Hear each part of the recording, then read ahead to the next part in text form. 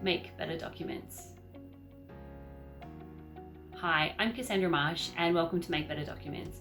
In this video series, we'll take a look at a document and we will look at 3 things that are good about the document and 3 things that could be better. In today's document, we're going to be looking at a report.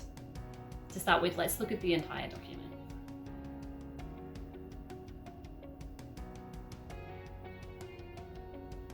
So this one has alternating pages,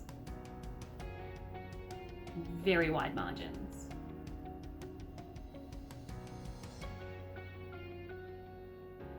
You can see lots of text and graphics.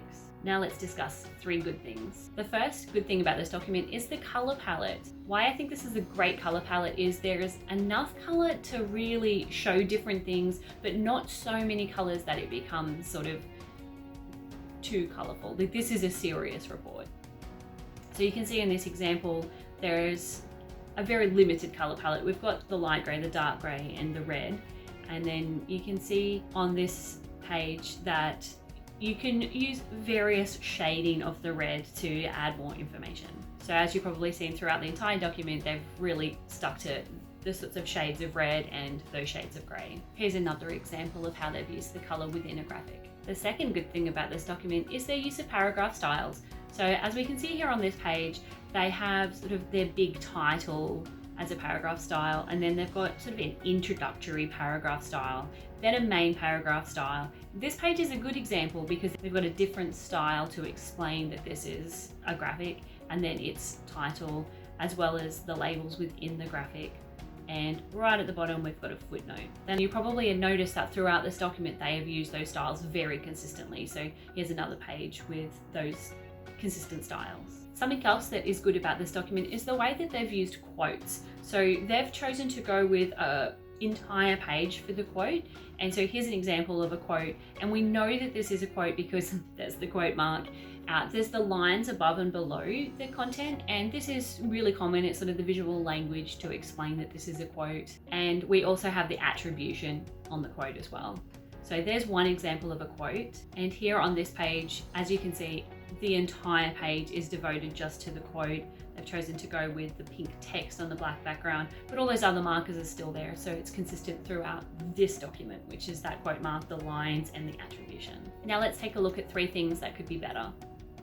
The first thing that I think that could be better is to do with data points. So here on the executive summary, they've actually got like 5 different data points, but it's kind of hard to see them when they're just sort of in amongst the text. So I've pulled up an example of a different document where they have used the numbers, they've pulled them out, they've made them bigger. It's really quite obvious that now we're talking about, in this example, the 44.4 million passengers. So it's a very common way of pulling out that information. So it would have been better, I think, if it had the 96 even bigger. I think that they could have done this whole section within this document as a couple of those data pullouts. The second thing that could be better is remembering your margins and, like, more specifically the safe zone of your document. So as we saw, this document has really wide margins. And there's a couple of the graphics within this document though that go beyond the normal margin, which is not necessarily a problem, but I feel like it goes into almost the safe zone, like it goes past there. So if this document was to be printed and bound down the side, I think that this graphic here would get cut off. You might not be able to read this text on the left-hand side. And the same goes for this particular graphic. I think maybe this text here 100 might get lost in the binding. The other thing that I think could be better with this document is to do with the positioning of the footnotes. Mostly we want to go for consistency, and the sort of visual language regarding footnotes is it's at the bottom of the page. So in this document, some of them are at the bottom of the page and then some of them actually go in above the graphic. Let's take a look. On this page, the footnotes are actually above the graphic.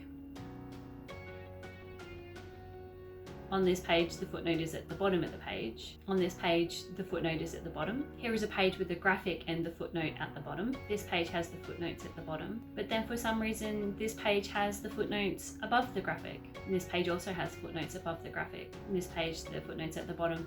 So again, just consistency regarding placement of footnotes. Thanks for watching. Don't forget to like and subscribe. Make better documents, making the world a more beautiful place, one document at a time.